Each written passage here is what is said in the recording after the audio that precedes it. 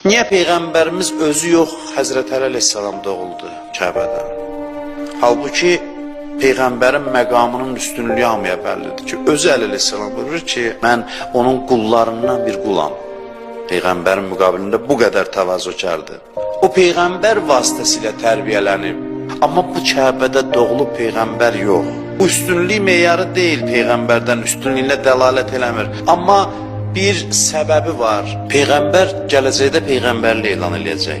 Və bu Peyğəmbərin yanında olacaq deyə əvvəldən bir sərmayə ilə doğulmalıdır. Onun Kəbədə doğulması mühüm hadisə idi. Odur ki, 10-13 yaşlarında Peyğəmbərin yanında idi.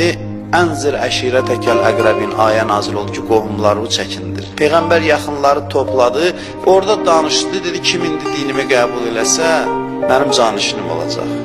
10 yaşlı uşaq dursun, 13 yaşlı uşaq dursun. Mən ilk iman gətirib başladılar məsxər eləməyə. Əvvəldən elə düz yolda olan adamları məsxər eləyiblər. Quran buyurur ki, Peyğəmbərlərin hamısından. Peyğəmbərin yaxınlarından idi, səhabələrdən biri idi.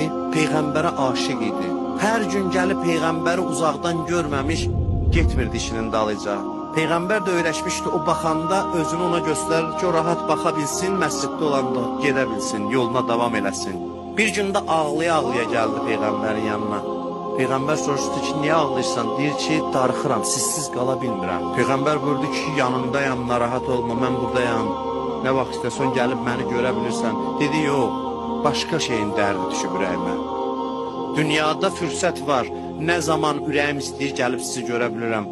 Məni cənnətin fikri götürüb. Siz harda olacaqsınız, mən harda? Orada mənim fürsətim ola biləcəyimi sizi görün. İnsanın ucalığına baxın, insanın düşüncələrinə, dərdlərinə baxın.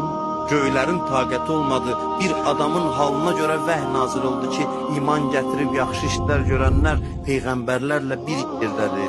Gəlirlər İmam Sadiqin yanına, sözümü tamamlayıram. Bir nəfər günahkar adamın sözünü danışırlar. Bir adamdır, çox günahkar adamdır. Bir qrup gəlir İmam Sadiqə, söz düşür filan kəsdən, deyirlər o çox günahkardır, filandır. Bir pisliklərin sayırlar. Günahı da doğrudan da çoxdur, sayıb qutarmaqla bitmir. O deyir, o cinayət elədi, bu deyir, bu günah elədi, filan elədi. İmam dinləyir, onlar sözünü qutarandan sonra buyurur, o cənnət əhlidir. O cənnətə gedəcək, aqibəti xeyirli olacaq. Deyirlər, ağa necə? Buyurur ki, o bu yaxında yolla gedirdi, küçə ilə gedirdi. Bir nəfər küçədə uzanmışdı, yatmışdı. Yatan vaxtı bu adamın üstü açılmışdı, bədəni görsənirdi. Bu getdi, bir parça tapdı, onun bədənini örtdü, heç kəsə də demədi, yoluna davam elədi, getdi. O adam yuxudan oyandı, gördü üstünü kimsə örtüb, dedi ki, ilahi, bu mənim bu üstümü örtən adamın aqibətini xeyirli elə ki, mənim abrımı qorudu. Onun duası ürəkdən oldu, qəbul olundu. Bu adamlar çıxdı İmam Sadiqin yanından, gəldilər ki, sənə xoş xəbərimiz var həmin bu günahkara. Sən cənnət əhlisən, necə? İmam buyurdu. O necə olur? Deyir, buyurdu ki, belə bir hadisə olub və sən belirləmsən, deyir, ilahi, mən bunu heç kəsə deməmişəm. Deməli, Allah bilir və Allah bəzən qeybini öz istədiyi bəndələrə bildirir. Bir yaxşılığıma bu qədər əvəz verirsə, 100 dənə pisliyim var, heç cəza vermədi. Bir dənə yaxşılığımı seçdi, aqibətimi xeyirli elədirsə, gərək elə nə yaxşı olar ki, bundan sonra bütün əməllərim yaxşı olsun. Allah belə bir Allahdır. Bir xırda işə çox böyük əvəz verir. Bir nəfər küçədə qeyri-adi işlər görürdü. Həzrət Sadiq əleyhissalam keçir, görür ki, cəmaat yığışıb bunun başına. Nə xəbərdə ay bala? Heç də bu qeybdən xəbər verir. Deyir, hə, nə xəbər məsələn? Deyir, filan. İmam Sadiq əleyhissalam deyir, işarə edir, əlində yumurta olur. Bağlayıb da əlini. Deyir, əlimdəki nədir? Baxmadan deyir, yumurta. Deyir, yumurta olmağı təəccüblü deyil, o deyir. Bu yumurta filan yerdir, bir an içində sənin əlində oldu, necə o mənə təəccüblü gəlir. Bu müsəlman deyil, başqa dindədir.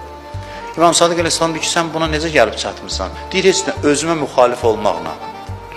Nəfsimin istədiyinin əksini eləmişəm, bunu əldə eləmişəm. Dinsizdir, nəfslə müxalifətin təbii nəticəsidir ki, bu qüdrət məndə var. İmam Sadiq əleyhissalam deyir ki, müsəlman olmaq istəyirsən, deyir, yox. Deyir, burada da nəfsin əleyhinə get, ol müsəlman. Prinsipim bu deyil həyatda, istəmirsən, ol müsəlman. Deyir, oldum.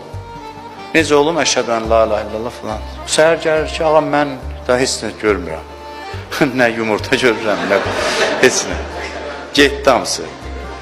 İmam Sadiq əleyhissalam baxır, deyir ki, əldə elədiyin itirdiyindən daha üstündür.